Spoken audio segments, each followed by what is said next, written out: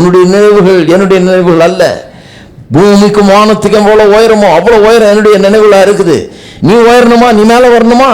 நீ உண்மையாகவே கீழே இருக்கிறாள் மேல வரணுமா? உன்னுடைய வாழ்க்கை நரகம் போல இருக்கிற வாழ்க்கை பரலோகம் போல மாறுமா? நீ என்ன பண்ணணும்?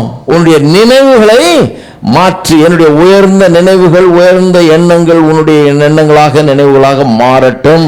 அப்பதான் நீ மேல வருவேங்கிற. இதோ மனுஷரின் மத்தியில் தேவாதி தேவன் வாசம் செய்கிறாரே. இதோ மனுஷரின் மத்தியில் தேவாதி தேவன் வாசம் செய்கிறாரே.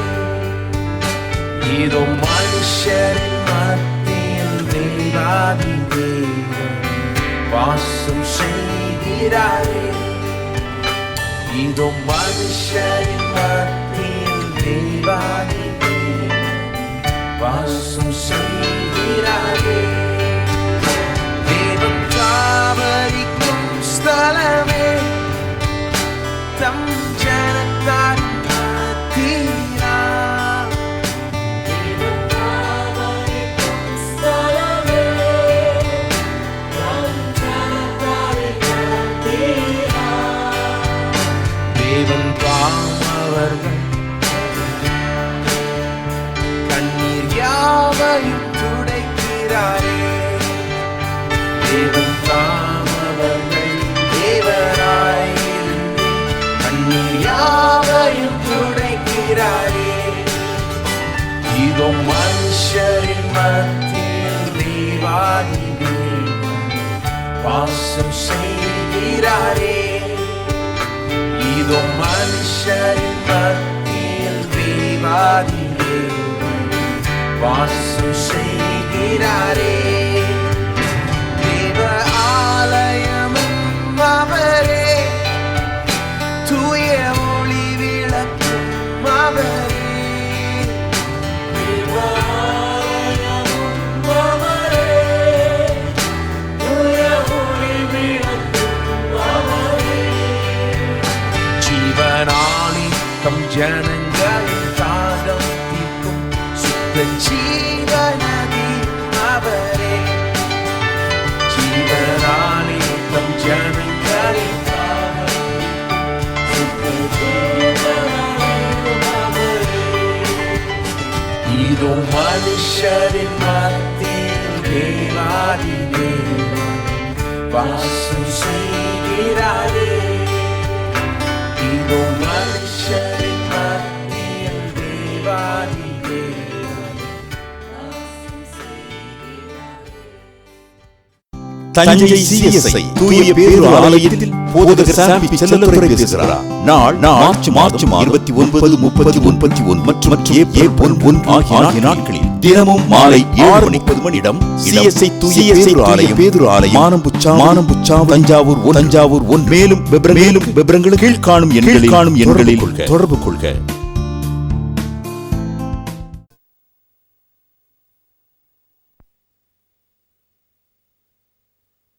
வேதவசனம் சொல்லுது, தேவனுடைய ராஜ்யத்தையும் அதன் நீதியும் நாடுங்கள்,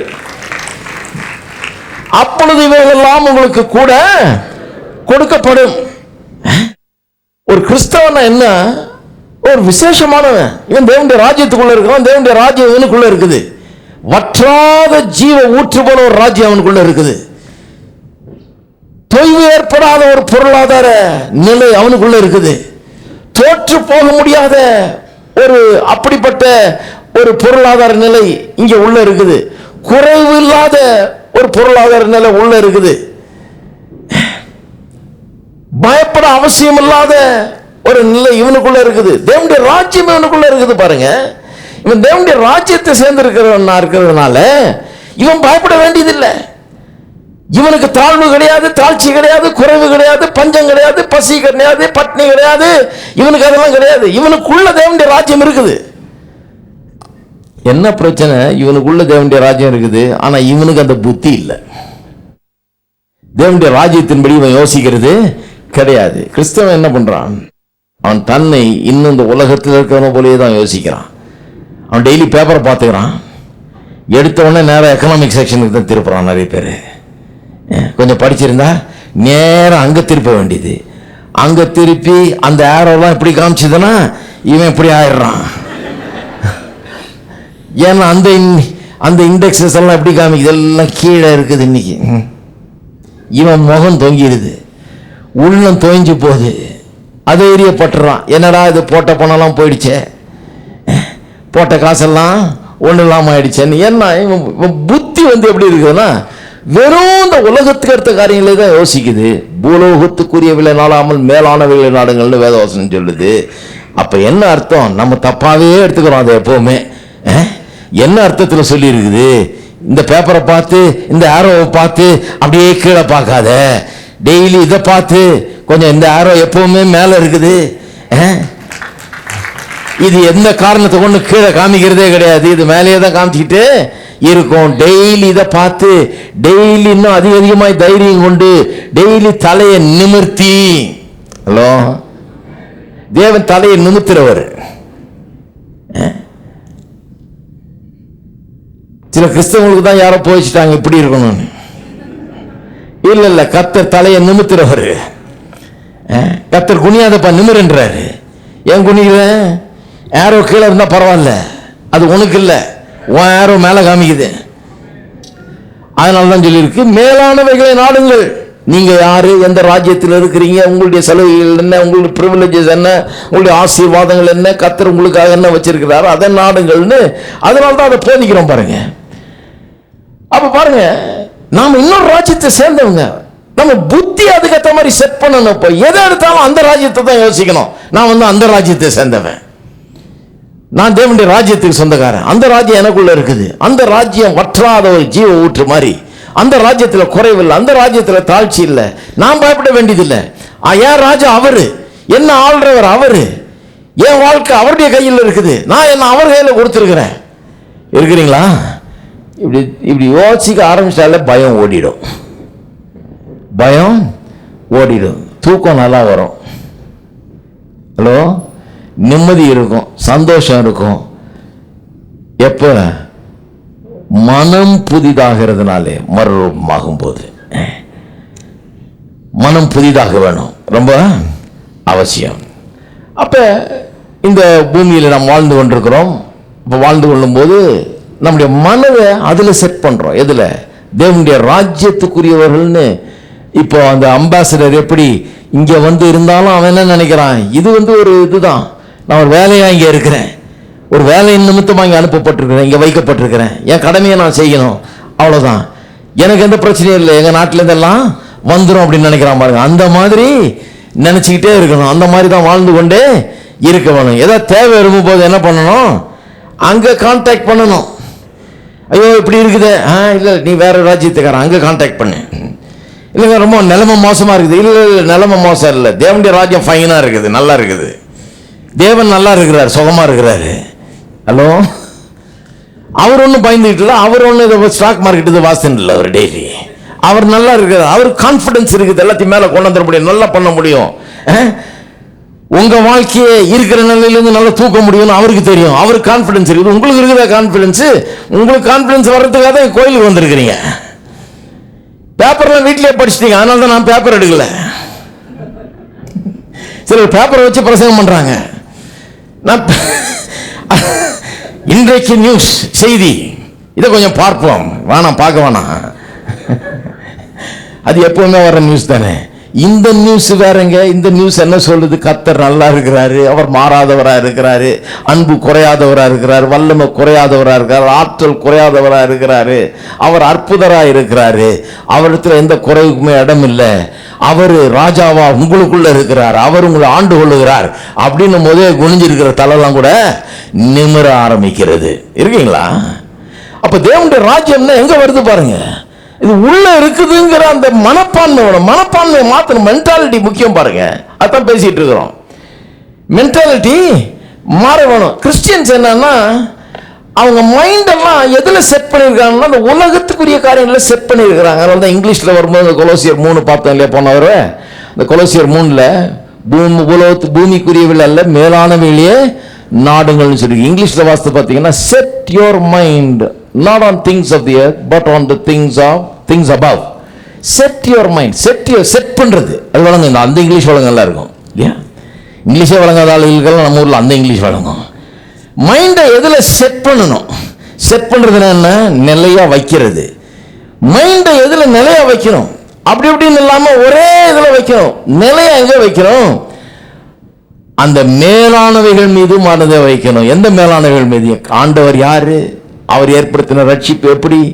எனக்கு என்ன கொடுக்கப்பட்டிருக்கிறது? அவர் எனக்கு என்னவாய் இருக்கிறார்? அவர் என் மெய்ப்பராய் இருக்கிறார். நான் தாழ்ச்சி அடையேன், எனக்கு அதனால குறைவில்லை, எனக்கு பயம் இல்லை. அவர் என்ன நடத்துகிறார்? புல்லுள்ள இடங்களில் மேய்க்கிறார், அமர்ந்த தண்ணீர் என்றல் என்னை கொண்டு போய் விடுகிறார். மரண இருளின் பள்ளத்தாக்கில் நடந்தாலும் நான் பொல்லாப்புக்கு பயப்படேன். இப்படி இதைத்தான் அங்க செட் பண்றது. மைண்டை நிறைய பேர் நியூஸ் பேப்பர்ல செட் பண்ணிட்டாங்க. நிறைய பேர் அந்த செய்தி இந்த செய்தின்னு கேட்டு கேட்டு கேட்டு அதுல எல்லாம் செட் பண்ணிட்டாங்க. எதையோ வாஸ்து அதில் செட் பண்ணிட்டாங்க. மைண்டை எதில் செட் பண்ண சொல்லியிருக்குது? இதில் செட் பண்ண சொல்லியிருக்குது. நிறைய பேர் இந்த மற்ற காரியங்களில் மைண்டை செட் பண்ணதுனால என்ன ஆயிடுச்சு? பயமும் சந்தேகமும் தோல்வியின் எண்ணமும் எல்லா காரியங்களும் ஆட்கொள்ள ஆரம்பிக்கிறது. ஆனால் கர்த்தர் என்ன பண்ணுறாரு? உங்களை ரட்சித்துட்டாரு, உங்கள் பாவத்தை மன்னிச்சிட்டாரு. இப்போ என்ன சொல்கிறாருப்பா? மைண்டை கொஞ்சம் நீ நல்லா செட் பண்ணினா உன் வாழ்க்கையை நரகம் போல இருக்கிற வாழ்க்கையை பரலோகம் பாரு மாற்றிடலாம். கோஆப்ரேட் பண்ணுன்றாரு. மைண்டை கொஞ்சம் கொடு, உன் எண்ணங்களை கொஞ்சம் மாற்றிக்க, நான் சொல்கிறத கொஞ்சம் கவனி, இப்படிப்பட்ட எண்ணத்தை உடையவனா இரு அப்படின்னு சொல்கிறாரு. நம்ம என்ன பண்ணுறோம்? பிஸியாக உலகத்தில் இருக்கிறவங்கள தான் நாடிக்கிட்டு இருக்கிறோம். அது அங்கே இருக்கிற எண்ணங்களை தான் உடையவர்களாக இருக்கிறோம். அதனால் என்ன ஆகுது? மேலே வர முடியாமல் இருக்குது, பரலோகம் மாதிரி வாழ்க்கை மாற முடியாமல் இருக்குது. நிறைய கிறிஸ்தவர்கள் ரட்சிக்கப்பட்டிருந்தாலும், பாவம் மன்னிக்கப்பட்டிருந்தாலும், ரட்சிப்புக்குள்ளே பிரவேசித்திருந்தாலும், தேவனுடைய ராஜ்யத்துக்குள்ளே பிரவேசித்திருந்தாலும், தேவனுடைய ராஜ்யத்தின் மென்டாலிட்டி இல்லாதனால, புத்தி இல்லாதனால தேவனுடைய ராஜ்யத்தில் இருக்கிற நன்மைகளை முழுமையாக அனுபவிக்க முடியல. பாருங்கள், ஒருத்தனை தெருவிலேருந்து கொண்டாந்து அவனை மாளிகையில் உட்கார வைக்கலாம், அவனுக்கு எல்லா காரியத்தையும் அவனுக்கு அவைலபிள் ஆக்கலாம், எல்லாம் ஒன்று தான்ப்பா அனுபவம் அவைலபிள் ஆக்கலாம். ஆனால் அவனுடைய புத்தி மட்டும் சரியில்லைன்னு வைங்க, அவன் அதை அனுபவிக்கவே முடியாது. அந்த புத்தி சரியில்லைன்னா அவனால் அதை அனுபவிக்கவே முடியாது. அவனுக்கு 1000 சந்தேகங்கள், அவனுக்கு உள்ள மனதில் 1000 காரியங்கள் ஓடிக்கிட்டு இருக்குது, அவன் புத்தி வேற மாதிரி இருக்குது. அவன் என்ன சொல்லிட்டு இருக்காங்க? எனக்கு நம்பவே முடியல, இவர் சொல்றது எனக்கு நம்பவே முடியல, இது இப்படியெல்லாம் எனக்கு நடந்தே இருக்காது, என்னால் எனக்கு இது கிடைக்காதுன்னு அவன் நம்பிட்டு இருக்கிறான். ஆகவே அவனால் அனுபவிக்கிறது கஷ்டம். ஏன்னா அந்த மென்டாலிட்டி மாறினாதான் பரலோக ராஜ்யத்தின் முழு நன்மைகளையும் அனுபவிக்க முடியும். அப்போ பாருங்க, தேவன் பரலோக சித்தம் நம்முடைய வாழ்க்கையில் செய்யப்படணும்னு விரும்புகிறார். இயேசு வந்தப்போ அதனால பரலோக ராஜ்யத்தை பிரசங்கம் பண்ணார். ஏன் பரலோக ராஜ்யத்தை பிரசங்கம் பண்ணாரு? தேவனுடைய ஆளுகை வரட்டும், உன் வாழ்க்கை நரகம் போல இருக்கிற வாழ்க்கை பரலோகம் போல மாறட்டும்ங்கிறார். அதனால தான் இன்னொரு வார்த்தை உபயோகப்படுத்தப்படுறது பைபிளில். அது என்னன்னா ரிப்பென்டன்ஸ் என்ற வார்த்தை. மனம் திரும்புதலை பிரசங்கம் பண்ணார். அந்த தமிழ்ல டிரான்ஸ்லேஷன் பாருங்க, அருமையா வந்திருக்குது. ரிப்பென்டன்ஸ்னா மனம் திரும்புதல். எல்லாம் சொல்லுங்க, மனம் திரும்புதல். அப்ப ரிப்பென்டன்ஸ் மைண்ட்ல ஒரு சேஞ்ச். நான் இப்படி போயிட்டு இருக்கிறேன், இல்ல தப்பு, இவ்வளவு நாளா தப்பா போயிட்டு இருக்கிறேன், நான் இப்ப எப்படி போக போறது, நான் இப்படி போக போறேன்னு ஒரு தீர்மானத்தை எடுத்து மைண்ட்ல ஒரு சேஞ்சை கொண்டு வந்து, ஒரு ரேடிக்கல் சேஞ்சை கொண்டு வந்து வேற திசையில நம்ம போக ஆரம்பிக்கிறோம். அதான் ரிப்பென்டன்ஸ் என்றோம். இங்கிலீஷ் வார்த்தையை கொஞ்சம் பாருங்க, இன்னும் நல்லா வழங்கும். ரீ அப்படின்னா இப்போ ரிப்பீட்னு அர்த்தம், திரும்பவும் வாசின்னு அர்த்தம், அல்லது திரும்பவும் பண்ணதே திரும்ப பண்ணுன்னு. கிரிக்கெட் மேட்ச் நடக்குது இல்லையா, ரிப்பீட் போட்டு காமிக்கிறான். அவன் போலிங் பண்ணி முடிச்சிருப்பான், பேட்டிங் பண்ணி முடிச்சிருப்பான், அதை ரிப்பீட்டுங்க போட்டு காமிக்கிறான், திரும்பவும் போட்டு காமிக்கிறான். ரீனா ரிப்பீட் இல்லையா, மறுபடியும் அப்படின்னு அர்த்தம். ரிப்பென்ட்னா அது ரெண்டாவது வார்த்தை பென்ட்ங்கிற வார்த்தை. பென்ட்னா பென்ட் ஹவுஸ் எத்தனை பேர் கேள்விப்பட்டிருக்கீங்க? பென்ட் ஹவுஸ்னா ஒரு 20 மாடி கட்டடம் இருக்குன்னு வைங்க, அப்பார்ட்மெண்ட்டாக கட்டியிருக்காங்க. மேலே ஒரு மாடி கட்டியிருப்பாங்க, மேலே ஒரு வீடு அங்கே போட்டிருப்பாங்க, ஒரு ஃப்ளாட்டை போட்டு கொஞ்சம் பெருசாக போட்டு அது பென்ட் ஹவுஸ் அப்படின்மா. பென்ட் ஹவுஸ்னா அது மேலே இருக்கிறதுனால அது பென்ட் ஹவுஸ், டாப்பில் இருக்குன்னு அர்த்தம். அப்புறம் கடவுள் என்ன சொல்றாரு? ரிப்பென்ட் அப்படின்னா மறுபடியும் டாப்புக்கு வா. ஹலோ, என்ன சொல்றாரு? உன்னை டாப்ல தானப்பா வச்சேன், எப்படி அங்க போன கீழே கீழே கிடக்கிற, நான் உன்னை அவ்வளவு உயர்த்தி வச்சேன். சங்கீதம் 8ஆம் அதிகாரத்தை வாசித்து பாருங்க, எவ்வளவு உயர்த்தி வச்சாருன்னு. மகிமையினாலும் கனத்தினாலும் அவனை முடிசூட்டினார். எல்லாவற்றையும் அவனுடைய பாதபடி கீழாக வைத்து. மனுஷனை பற்றி சொல்லியிருக்கு பாருங்க. மனுஷனை நினைக்கிறதுக்கு அவன் எம்மாத்திரம். அவரை நீ நினைக்கிறீர். சங்கீதக்காரன் ஆச்சரியப்படுறான், ஏன் மனுஷன் அவ்வளவு பெருசா நினைக்கிறீர், மனுஷன் அவ்வளவு பெரிய கொம்பான்றான். எனக்கு ஆச்சரியமா இருக்கான். நான் ரொம்ப சாதாரணமா நினைக்கிறேன் மனுஷனை நினைக்கிறதுக்கு அவன் எம்மாத்திரம். நீர் நினைச்சுக்கிட்டே இருக்கிறீரே. ஆங்கிலத்தில் ரொம்ப நல்லா வருது, your mind full of him. அப்படின்னா உங்களுடைய மைண்ட் ஃபுல்லா இவன் நினைப்பாவே இருக்குதுன்றான். ஏன் மனுஷன் நினைப்பாவே இருக்குது? ஏன் மனுஷன் அவ்வளவு பெரியதா, அவ்வளவு முக்கியமா, அவ்வளவு ஸ்பெஷலா உமக்கு? ஏன் உங்களுடைய மைண்ட் எல்லாம் இவனையே நினைச்சிட்டு இருக்கிறீரு, இவனையே யோசிச்சுட்டு இருக்கிறீரு? ஏன் உங்களுடைய மைண்டு இவனை பற்றியே எண்ணங்களை வைத்திருக்கிறது? எனக்கு ஆச்சரியமா இருக்குது. அவனை எப்படி உண்டாக்கி இருக்கிறீரு? அவனை மகிமையினாலும் கனத்தினாலும் முடிசூட்டி இருக்கிறீரு. எல்லாவற்றையும் அவனுடைய பாதத்துக்கு கீழ்ப்படுத்தி இருக்கிறீரு. எல்லாத்தின் மேலேயும் அவனை அதிகாரியாக நீர் வைத்திருக்கிறீர் என்றான். சங்கீதம் 8. எப்படிப்பட்ட உண்மை பாருங்க. அப்ப கர்த்தர் அப்படிதான் வச்சாரு. மனுஷன் பாவம் செஞ்ச உடனே டாப்ல இருந்தவங்க பாட்டம்ல போயிட்டான். இப்ப சொல்றாரு, இப்ப இயேசு வர்றாரு. இயேசு என்ன பிரசங்கம் பண்றாரு? தேவனுடைய ராஜ்யம் சமீபமாக இருக்கிறது. என்ன சமீபமா இருக்குது? முதல்ல தேவன் தான் ஆண்டுகிட்டு இருந்தாரு, அவர் தான் ஆளுகை செஞ்சாரு, மனுஷன் வாழ்க்கை நல்லா இருந்தது. இப்ப தேவனுடைய ராஜ்யம் திரும்பியும் வந்திருக்குது, அதுக்கு இடம் கொடுங்கன்றாரு. ரிப்பென்ட் அப்படின்றாரு. ரிப்பென்ட் என்ன அர்த்தம்? ரீபென்ட், திரும்ப மேல வா. அப்ப கிறிஸ்தவ செய்தி என்ன? கிறிஸ்தவ செய்தி என்பது திரும்பவும் மேல வர்றதுக்காக உங்களுக்கு கொடுக்கப்படும் ஒரு அழைப்பு. கீழே கிடக்கிறவர்களை மேல வாங்கன்னு சொல்லி கூப்பிடுற ஒரு அழைப்பு. நான் அந்த விதத்துல தான் சுவிசேஷத்தை பிரசங்கம் பண்றது. தோல்வியில கிடக்கிறவங்கள, விரக்தியில கிடக்கிறவங்கள, ஒண்ணு இல்லாம கிடக்கிறவங்கள, எல்லாத்தையும் இழந்து கிடக்கிறவர்கள, நம்பிக்கையற்று இருக்கிறவர்கள, கடவுள் எங்க அவர் இல்லைன்னு நினைக்கிறவங்கள நான் சொல்றது என்ன? கடவுள் இருக்கிறாரு, திரும்ப வா, திரும்ப மேல எழும்பி வா. நீ மேல வர்றதுக்கு உதவி செய்யறதுக்கு தான் அவர் இருக்கிறாரு. Christian message calling people to repentance.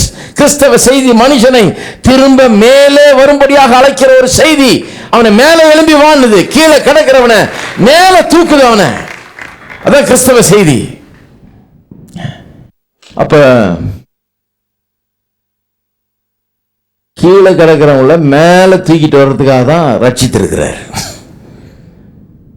நிறைய கிறிஸ்தவர்களுக்கு இது விளங்குறது இல்லை பாருங்க. நேற்று கூட ஒரு இடத்துல சொல்லிட்டு இருந்தேன், நிறைய கிறிஸ்தவர்களுக்கு இது விளங்குறது இல்லை. அவங்க என்ன நினைச்சிட்டு இருக்காங்க? கீழே இருக்கிறவங்கள இன்னும் போட்டு கொஞ்சம் நசுக்கி அவங்கள கொஞ்சம் சரி பண்ணி பரிசுத்தமாக்கி, அவன் ஏற்கனவே நசுங்கி போய் கிடக்கிறான். இப்ப என்ன சொல்றாங்க? உன்னை பரிசுத்தமாக்கிறதுக்காக இன்னும் கொஞ்சம் நசுக்கிறார். சிலர் பாட்டு கூட பாடுறாங்க, என்ன நசுக்கும் பொசுக்கும் என்ன உடையும் எல்லாம் பண்ணி இவனை நசுக்கி பொசுக்கி உடைச்சு இவனை சுக்குநூறு ஆக்கி. நான் என்ன சொல்றேன்? அவன் உடைஞ்சு 1000 பீஸா கிடக்குறான். அவனை எடுத்து இப்ப புதிதாக உருவாக்குவதுதான் கிறிஸ்தவ ஜீவன். மறுபிறப்பு என்ன அர்த்தம்? ரீக்ரியேஷன் என்ன அர்த்தம்? உடஞ்சி சுக்குநூறா செவுறு வழி இடிஞ்சு விழுந்த செவரை பார்த்துருக்கீங்களா நீங்க? சின்ன அப்பனமா கிடக்குது. கர்த்தர் சொல்றாரு, நீ பயப்படாத, நான் திரும்ப கட்டுறேன் அது அப்படிங்கிறார். அப்ப மனுஷனுடைய வாழ்க்கை சின்ன பின்னமா சுக்குநூறா கிடக்குது, அதை எடுத்து திரும்ப கட்டுவதுதான் கிறிஸ்தவ செய்தி. அதை இன்னும் போட்டு அவனை போட்டு நசுக்கி இன்னும் அவனை சரி பண்ணி அவனை பரிசுத்தமாக்குறதுன்ற பேர்ல இவங்க சொல்ற பரிசுத்தம் ரொம்ப கஷ்டமான பரிசுத்தம். அவனை கொண்டு போட்டுரும் அந்த பரிசுத்தம். கர்த்தர் உன்னை பரிசுத்தமாக்குறார், கர்த்தர் உன்னை பரிசுத்தமாக்குறாருன்னு போட்டு உன்னை நசுக்கிறாரு. இன்னும் கொஞ்சம் நசுக்கணும், உன்னை இன்னும் கொஞ்சம் அடிச்சாதான் நீ சரியாகு.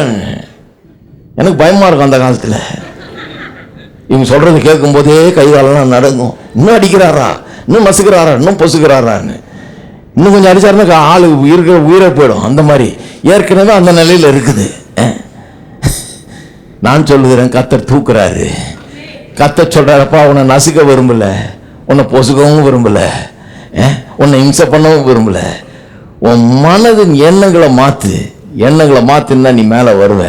நீ இப்ப ராஜ்யத்துக்குள்ள வந்துட்ட, புத்தியை கொஞ்சம் மாத்து, யோசனைகளை மாத்து, நினைவுகளை மாத்து. உன்னுடைய நினைவுகள் என்னுடைய நினைவுகள் அல்ல, பூமிக்கும் வானத்துக்கும் எவ்வளவு உயரமோ அவ்வளவு உயரம் என்னுடைய நினைவுல இருக்குது. நீ உயரணுமா? நீ மேல வரணுமா? நீ உண்மையாகவே கீழே கிடக்கிறாள் மேல வரணுமா? உன்னுடைய வாழ்க்கை நரகம் போல இருக்கிற வாழ்க்கை பரலோகம் போல மாறணுமா? நீ என்ன பண்ணணும்? உன்னுடைய நினைவுகளை மாற்றி, என்னுடைய உயர்ந்த நினைவுகள், உயர்ந்த எண்ணங்கள் உன்னுடைய எண்ணங்களாக நினைவுகளாக மாறட்டும். அப்பதான் நீ மேல வருவேங்கிறார். அப்ப பாருங்க, அப்ப கர்த்தர் அதுக்காகவே நம்மளை ரட்சித்திருக்கிறார். தேவனுடைய ராஜ்யம் நமக்குள்ள வந்துருச்சு, வாழ்வு நமக்குள்ள இருக்குது. இப்படியே பார்த்துட்டு கூட எங்கேயோ இருந்து வரும் பிரதர், யாரையாவது கான்டாக்ட் பிடிக்கலாம். ஒருத்தர் சொல்கிறேன், என்கிட்ட ஒரு 4 கான்டாக்டை பிடிச்சி கொடுத்தீங்கன்னா நான் அந்த கான்டாக்டை பிடிச்சிக்குவேனாக்கும், அப்படியே மேலே வந்துடுவேனாக்கும்.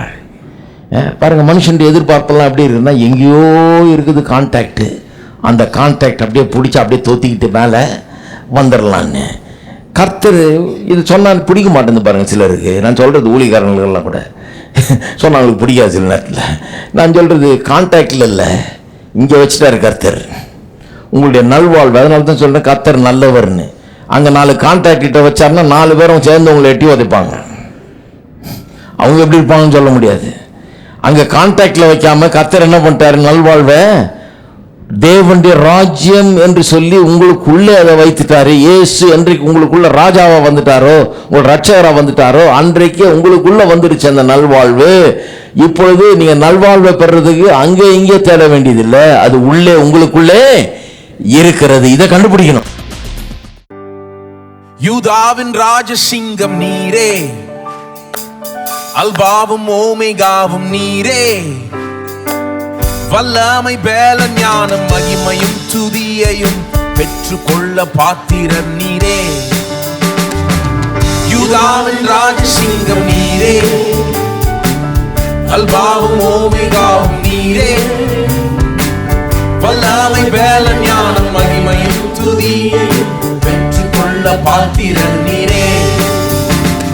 பாவமானீரே எம்மை நீதியாக்கிட, சாபமானீரே எங்கள் சாபம் போக்கிட, காயமானீரே எங்கள் நோய்கள் தீர்த்திட, ஏழையானீரே எங்கள் ஏழ்மை நீக்கிட.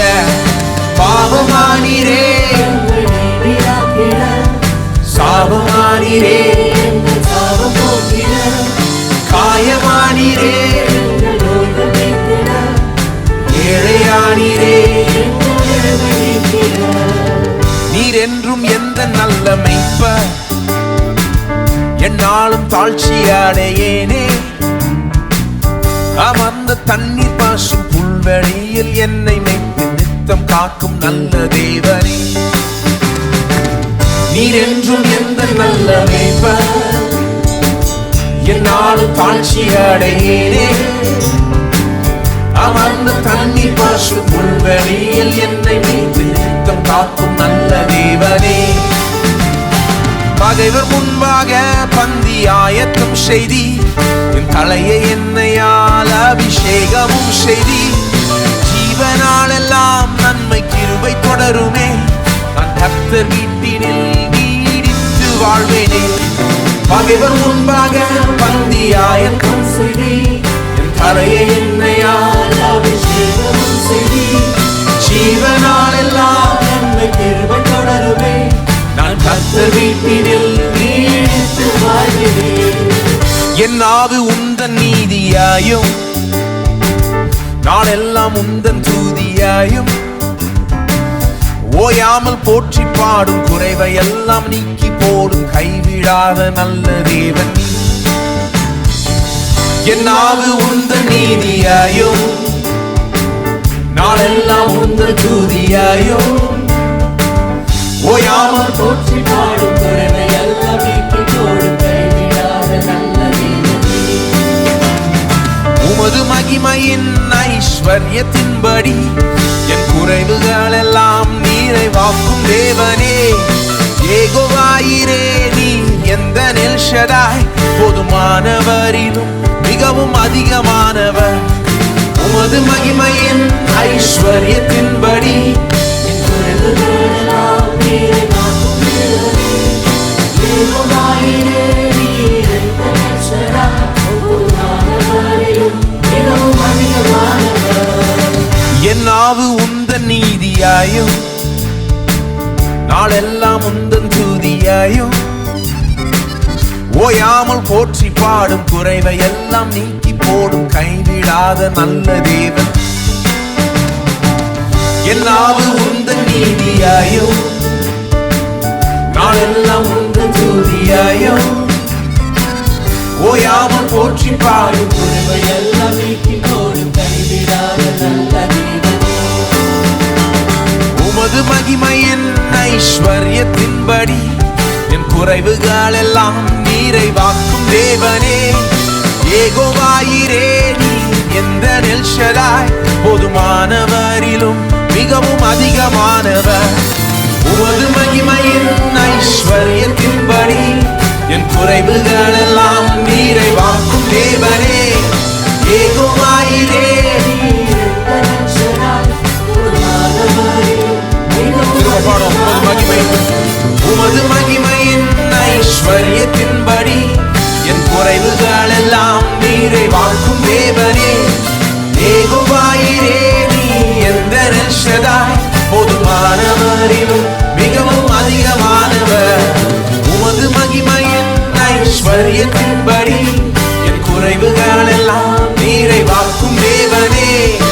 யெகோவாயிரே நீ எந்த எல் ஷடாய் போதுமானவரிலும் மிகவும் அதிகமானவர்.